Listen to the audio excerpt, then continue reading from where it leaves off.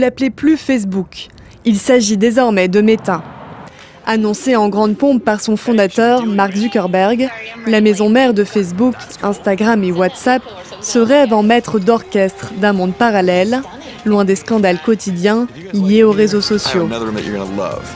Aujourd'hui, nous sommes toujours perçus comme un réseau social. Mais dans notre ADN, nous sommes une entreprise qui construit des technologies pour connecter les gens. Le métaverse est la prochaine étape, exactement comme le furent les réseaux sociaux à leur début. Notre marque est si profondément liée à un produit qu'elle ne peut pas représenter tout ce que nous faisons aujourd'hui, et encore moins à l'avenir. Meta en référence au métaverse. Le terme est utilisé pour décrire une version future d'Internet où des espaces virtuels et partagés sont accessibles en 3D. C'est le nouveau projet gigantesque de Zuckerberg, censé toucher 1 milliard de personnes. Cette annonce intervient en pleine affaire des Facebook Files, des révélations de documents massives sur la façon dont la société américaine a ignoré des rapports internes et des avertissements sur les dommages créés par Facebook, sur ses utilisateurs, mais aussi sur les processus démocratiques de certains États. Un changement de nom ne solutionnerait pas immédiatement les soucis d'image du réseau social, selon cette experte. Un changement de nom n'arrive pas soudainement, c'est sûr que cette décision a été mûrie. Mais c'est vrai que le moment ne semble pas bien choisi. On peut se demander s'il n'aurait pas mieux valu faire cela à un autre moment de l'évolution de l'entreprise. Mark Zuckerberg a annoncé un investissement massif destiné à bâtir le métaverse. Le projet doit créer des millions d'emplois au cours de la prochaine décennie, dont 10 000 en Europe. Les amis, si je vous évoque les noms de Ready Player One, ou encore de Matrix, bah forcément, ça vous fera penser à des romans, à des films, à des œuvres de science-fiction qui nous catapultent loin. Oula, extrêmement loin, dans des futurs, ma foi, particulièrement fantasmés, du moins hautement hypothétiques, au point que c'est tellement éloigné de notre réalité d'aujourd'hui que c'est quand même assez légitime de se sentir assez déconnecté de tout cela. Sauf que, cette nuit, il s'est produit un événement qui pourrait nous faire totalement reconsidérer ce genre de postulat. Pourquoi ? Eh bien tout simplement car Mark Zuckerberg, le fondateur de Facebook, a annoncé lors de la Connect 2021, la conférence annuelle du groupe, eh bien la révolution de Facebook. Alors cela commence par quelque chose que certains pourront trouver anecdotique, le changement de nom de la maison mère, qui ne s'appellera plus Facebook, mais qui répondra désormais à l'appellation de Meta. Alors pour justifier ce choix, voici ce que Mark Zuckerberg a dit. Notre marque était trop liée à un seul de nos services et ne reflétait pas tout ce que nous faisons. Ce nouveau nom marque notre nouvel objectif, aider à donner vie au métaverse. Aider à donner vie au métaverse. Et là, évidemment, beaucoup d'entre vous, et c'est tout à fait légitime, vont dire « Mais le métaverse, qu'est-ce que c'est que cette histoire ?» Eh bien, rappelez-vous, en avril 2020, il y a un peu plus d'1 an maintenant, sur la chaîne, je vous avais proposé une grosse émission sur ce sujet-là. Vous pouvez la retrouver juste ici, où je vous disais, doucement mais sûrement, des grands groupes internationaux, Epic Games, Facebook, Meta désormais, Apple et consorts, sont en train de bâtir les premiers blocs, les premières briques de ces fameux métaverses. Et là, ne vous y trompez pas, hein, la marche est enclenchée extrêmement fortement. Alors, commençons quand même par la définition. C'est quoi le métavers en français ? Bah, ça vient de l'anglais, hein, métaverse, contraction de méta et de universe, c'est-à-dire les méta-univers. Et en fait, bah, ce sont des mondes virtuels. Et le terme est régulièrement utilisé pour décrire une future version d'Internet où des espaces virtuels persistants et partagés seront accessibles via des interactions en 3D. Et d'ailleurs, mais vous pouvez le constater, dans ces premières images de la Connect 2021, la conférence de Mark Zuckerberg, où il alterne constamment entre des plans dans le monde bien réel et des plans où il est dans son chez lui, cosy, mais totalement virtuel. Car ne vous y trompez pas, hein, l'ambition de Zuckerberg est ici immense. On est très loin, en réalité, d'un simple réseau social à la papa, ambiance Facebook des années 2000. Non, là on se rapproche beaucoup plus de Ready Player One, voire même de Matrix. Et dans les décennies qui s'ouvrent, Eh bien, croyez-moi, cela pourra avoir un impact profond, changer nos vies et même celles de nos enfants. Alors, la véritable question, c'est de savoir, tout ça c'est pour le meilleur ou c'est pour le pire? C'est extrêmement enthousiasmant ou, ma foi, plutôt flippant? Que nous réservent les métaverses?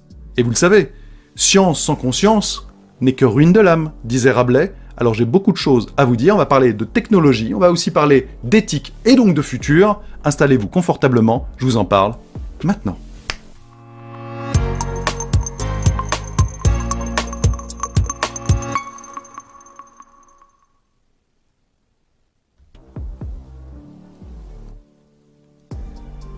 La conférence que Mark Zuckerberg a donnée était longue. 80 minutes de présentation, 80 minutes pendant lesquelles, eh bien, le fondateur de Facebook, désormais devenu Meta, n'a cessé d'alterner entre virtuel et réel. Et ça, c'est pleinement le symbole de ce qui nous attend. Voici ce qu'il a dit. L'Internet ne cesse d'évoluer. Nous sommes passés des PC aux smartphones, du texte aux photos, puis désormais aux vidéos. Et cela n'est pas fini. La prochaine plateforme sera encore plus immersive, une sorte d'internet palpable, où vous serez dans l'expérience au lieu de simplement la regarder. Nous appelons ça le métaverse. Le métaverse est la prochaine frontière. C'est la promesse ultime qui permettra de rapprocher les gens, d'avoir une sensation de présence, de pouvoir se téléporter n'importe où. Depuis le début, vous voyez quand même un peu les termes qui sont employés. Quand je vous parle de révolution, c'est que dans la tête de Mark Zuckerberg, c'est vraiment le cas. C'est pas genre une petite avancée. C'est pas genre un écran de smartphone avec une meilleure résolution. Non, c'est une nouvelle frontière. C'est un nouvel Internet. Ok. Alors, évidemment, il a évoqué le terme téléportation. C'est vrai, en fait, que la téléportation, dans nos esprits, on pense tout de suite à Star Trek. On se met sur une espèce de pod et on part à des millions de kilomètres. Bon, alors scientifiquement parlant, c'est pas demain la veille.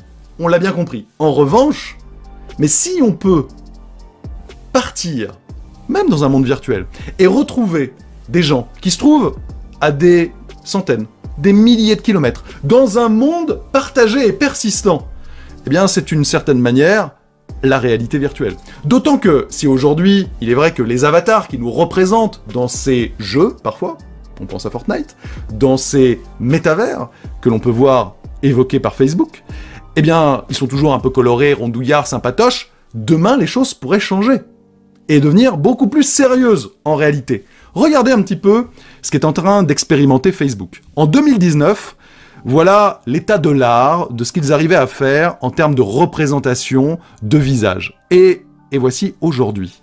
Regardez l'évolution. Alors attention, c'est encore de la recherche et développement. C'est pas demain que dans nos jeux et autres, ce sera exactement comme ça. Mais quand je dis c'est pas demain, c'est pas non plus dans 50 ans. Regardez. Ce visage est faux. C'est un visage virtuel. Et imaginez demain, eh bien, pouvoir discuter, échanger avec des gens, avec votre propre avatar, votre propre personnage, représentation, plus ou moins d'ailleurs fantasmée et déconnectée de la réalité. Vous pourriez être un homme, une femme, un enfant, une personne âgée, porter une barbe, des cheveux de la couleur que vous le souhaitez, alors que dans votre réalité, vous pourriez être tout autre. Avoir plusieurs identités, une réelle, une virtuelle, par exemple. Alors, tout cela s'articule autour de plusieurs piliers. Le premier pilier, ce sont les relations sociales. Elles ont été abondamment évoquées lors de cette conférence. C'est normal, c'est de là que vient Facebook. Depuis le début, que ce soit avec Facebook, que ce soit avec Messenger, que ce soit avec Instagram, qui sont autant d'applications désormais regroupées sous la bannière Meta, eh bien, ils ont toujours été dans ce domaine-là de la relation entre les gens. Et d'ailleurs, ça se passe pas toujours très bien. Mais ceci est un autre débat qu'on évoquera un petit peu plus tard. Et puis, il y a le travail. Et selon Mark Zuckerberg, le télétravail, qui a explosé littéralement avec cette période de pandémie, eh bien, il pense que ça va demeurer. Et il indique d'ailleurs que nous aurons besoin, du coup, de meilleurs outils. Alors, tout à fait entre nous, que le télétravail se démocratise plus que ça n'était il y a 2 ans encore, me paraît assez logique. Cela étant, je pourrais préciser que Facebook, désormais Meta, a surtout tout intérêt à ce que ce soit le cas, que le travail ce télétravail et que cela se pérennise. Parce que c'est là où ils ont leur business, et c'est là où ils veulent emmener leur société. Donc ne vous attendez pas, de leur part, à vanter les mérites de la vie bien réelle, des rayons du soleil, de la joie de se balader en forêt, etc. Une forêt virtuelle, ça leur plaît un petit peu plus. Mais ceci est une autre histoire. Alors, pour permettre de plonger dans les métaverses, eh bien, évidemment, il y aura des lunettes. Des lunettes permettant à terme de voir, ce qui précise, au-delà du monde physique. Aujourd'hui, ce sont des masques de réalité virtuelle. Du côté de Oculus, le Quest 2 est véritablement un super masque, mais à terme, ils veulent vraiment que ce soit comme des petites lunettes. On n'y est pas encore, il y a encore de la miniaturisation, de la technologie à employer. Mais Ready Player One, nous voilà, clairement. Alors, pareil, dans cette émission, vous savez, il y a eu quand même beaucoup de soucis avec Facebook ces dernières années. Des problèmes de sécurité, des problèmes de vie privée, des problèmes de gens entre eux, etc. Ce sont des vrais sujets de société. Et quand on est comme ça une marque qui, au quotidien, fait communiquer des milliards de gens à travers la planète, forcément, il peut y avoir quelques soucis qu'il serait bon de régler. Eh bien, par exemple, Mark Zuckerberg a été ravi, et nous aussi, d'annoncer que, Meta ne vous demandera pas de vous loguer via Facebook. Et qu'en 2022, ce ne sera plus le cas aussi pour les masques VR Quest. Et ça, je veux dire, tant mieux, il y avait eu un vrai tollé. Aujourd'hui, quand vous prenez un Quest 2, etc., vous devez vous loguer avec votre compte Facebook. Et donc, unifier votre consommation de jeux avec vos relations sociales, etc., etc., etc. Et ça, très clairement, dans un monde où les gens, ça y est, commencent à prendre conscience un peu plus du poids et de l'importance de leurs données privées, ça me paraissait absolument essentiel. Alors, pour donner corps au métaverse, des milliards vont être investis. C'est vraiment une envie profonde. C'est pas genre, on va le faire, mais vite fait, que ça. C'est profond. Profond. 10 000 employés travaillent déjà dessus aux États-Unis, et il y aura 10 000 embauches en Europe. Et j'imagine dans d'autres pays, dans d'autres régions du monde. Alors, maintenant, je pense que c'est extrêmement important de revenir sur les interrogations, les craintes. Je vous ai posé la question directement sur mon Twitter, et voici vos réactions. Est-ce que ça vous fait flipper, ou est-ce que ça vous enthousiasme? Eh bien, pour l'instant, vous le voyez, à 54%, vous dites que vous attendez de voir. Et je trouve que c'est assez légitime. On crie pas au loup tout de suite, et on s'enthousiasme pas tout de suite. En revanche, 31,5% d'entre vous, c'est l'horreur, c'est flippant. C'est un monde orwellien, c'est un Ready Player One dans lequel on n'a pas envie de vivre. Et à 14% quand même, ça va être génial. Je pense que il y a aussi une question de génération. Toujours pareil, les gens qui ont connu sans ces mondes-là, et ceux qui naîtront et vivront alors qu'ils seront d'ores et déjà installés, car ils seront installés, assurément, dans les décennies qui s'ouvrent, eh bien la perception risque d'être assez distincte. Alors, en vérité, vous savez, tout cela semble assez inoffensif. Sous l'apparence du divertissement aujourd'hui, et Fortnite en est un extrêmement bon exemple, on est face à une sorte de deuxième monde. Mais ce deuxième monde, qui vous dit qu'il ne pourrait pas se substituer au réel? Avec les problèmes écologiques, sanitaires et compagnie, la pression de rester chez soi, de rester connecté, va s'accentuer. Je pense que vous l'avez constaté, mais ces derniers mois, elle n'a jamais été aussi forte que jamais. Et ça a accéléré. En vérité, en 2 ans, on a probablement gagné une décennie dans le télétravail, dans la connexion des gens, dans le fait de préférer rester chez soi. Parce que parfois, on a peur de l'autre, de manière sanitaire, pour d'autres raisons, etc. Et donc, eh bien, on nous instille comme ça, cette crainte, cette peur, etc. Et chez nous, dans notre petit cocon qu'on se forge, eh bien, on est si bien. Ou pas. Mais en tout cas, c'est ce qu'on nous vend. Véritablement. Regardez, ces mondes incroyables dans lesquels vous pourriez avoir l'appartement de vos rêves, voguer sur les nuages, faire votre sport de manière magique. Eh bien, regardez comment le monde a profondément changé en une décennie. Pour moi, c'est très clair, il y a eu un avant et un après l'arrivée des smartphones, et en vérité de l'iPhone, en 2007. À partir du moment où on a eu Internet au cœur de notre main, notre cou s'est baissé, et on n'a plus arrêté de scroller. Et ce changement social, il fait, en effet domino, bouger énormément de lignes. Alors je vous le disais, hein, cette phrase de Rabelais, « Science sans conscience n'est que ruine de l'âme ». Ce n'est pas parce que quelque chose est technologiquement réalisable qu'il faut absolument le faire. Il y a des questions à se poser. Est-ce que les réseaux sociaux sont profondément une avancée pour l'humanité? C'est une question que je vous pose. Ou est-ce que ça cause beaucoup de détresse individuelle, collective? Est-ce que les smartphones, les fameux smartphones, ces téléphones intelligents, qui sont quasiment plus des téléphones, mais tout ce qui est autour, est-ce qu'ils nous ont rendus, nous les humains, les hommes et les femmes, plus intelligents? J'en suis pas intimement persuadé, véritablement. Alors, est-ce que ces métaverses, ces multivers, est-ce que c'est ultra enthousiasmant ou c'est profondément flippant? Vous savez, beaucoup de gens ont oublié les propos de Tim Sweeney, le boss d'Epic Games. Rappelez-vous, en décembre 2019, à la question qu'on lui posait de savoir « Voyez-vous Fortnite comme un jeu ou une plateforme ?» il avait répondu ceci « Fortnite est un jeu, mais s'il vous plaît, posez-moi la question de nouveau dans 12 mois. » Parce que, clairement, en réalité, Fortnite, c'est plus qu'un jeu. C'est le début d'un métaverse. C'est le début de la vision d'Epic, qui rejoint donc celle de Facebook, et qui demain sera rejoint aussi sûrement par d'autres acteurs. Apple, PlayStation, avec le PSVR 2 aussi, pourrait rentrer dans la danse. Il faut bien réaliser qu'aujourd'hui, beaucoup de jeunes, et moins jeunes, utilisent Fortnite comme un lien de socialisation, comme un réseau social. Et ce n'est que le début. C'est quelque chose de très intéressant et d'important. Il y a vraiment eu plusieurs étapes. Le Web 1.0, qui permettait en fait d'uniquement faire transiter de l'information, avec des pages internet assez moches, des petits gifs là, de flammes, etc.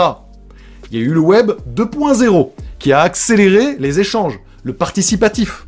Cette plateforme, YouTube, ce que je fais, est l'enfant du Web 2.0. Et puis, le Web 3.0, c'est l'émergence de ces plateformes de métaverse. Et c'est ce qu'indique Mark Zuckerberg, très clairement, assurément, avec beaucoup d'ambition et de conviction. Vous savez, par le passé, il y a eu plusieurs essais. Second Life, pour se prendre un exemple plus dans le jeu vidéo, le PlayStation Home. C'était sûrement trop tôt. Mais est-ce que, aujourd'hui, dans la décennie qui s'ouvre, ce ne sera pas le moment d'une telle explosion? Et dans quel but? Plus d'argent pour ces grands groupes? Plus de prise d'informations sur la vie des gens? Ou bien au contraire? Plus de plaisir pour nous? Plus de relations avec des gens à l'autre bout de la planète? Sans avoir à se déplacer, et donc écologiquement, à ne pas prendre un avion par exemple, et certains pourraient y voir une véritable avancée? Est-ce que vous rêvez de ce monde où vous seriez connecté avec un masque, demain des petites lunettes, dans une autre réalité, comme aujourd'hui sur votre ordinateur, vous pouvez, vous savez, la plupart du temps, avoir plusieurs fenêtres, et on passe d'un bureau virtuel à l'autre? Eh bien là, on passerait de notre vie, la vie 1, parfois un peu grise, un peu morose pour certains, un peu dangereuse, à notre vie 2, plus colorée, ou en tout cas à l'image de ce que vous en souhaiteriez, où vous achèteriez des casquettes virtuelles, des vestes virtuelles, et vous auriez des potes plus ou moins virtuels? Bah, c'est une véritable question que je vous pose, et c'est pour ça que je suis vraiment ravi de vous proposer ce genre de sujet. Vous le savez, sur la chaîne, depuis le début, l'épine dorsale a toujours été le gaming. Et d'ailleurs, en parlant de jeux vidéo, bah, vous le verrez dans le bistrot du jeu vidéo, mais lors de cet événement, hein, Connect 2020, a été annoncé GTA San Andreas en réalité virtuelle, sur Quest 2. Mais c'est ultra intéressant, parce que c'est totalement en phase avec ça, avec les métaverses. Vous imaginez? Vous baladez dans le monde de GTA, alors qu'il y a un monde pas toujours tout rose, hein, mais qui est un monde fascinant. Non pas juste avec votre écran en tournant la tête, mais dans une espèce de bulle où vous seriez l'acteur principal.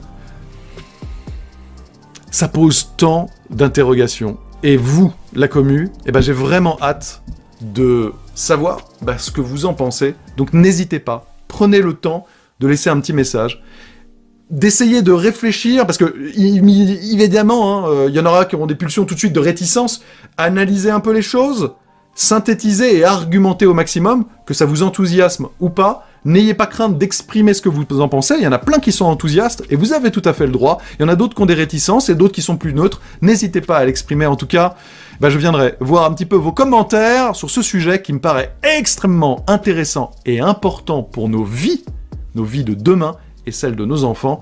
Alors si cette vidéo vous a intéressé, n'hésitez pas à mettre un petit pouce vers le haut bien sûr, à la partager sur vos réseaux sociaux, ça aide concrètement la chaîne et je pense que c'est un sujet assez important, donc plus on sera nombreux à pouvoir en discuter, plus ce sera enrichissant. Et puis n'hésitez pas à vous abonner.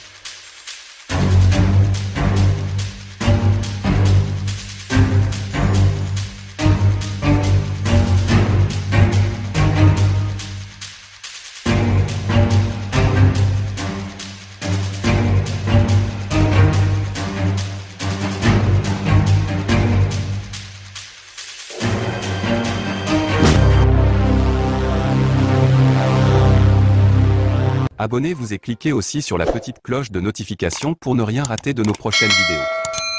N'oubliez pas de partager aussi la vidéo et de la liker.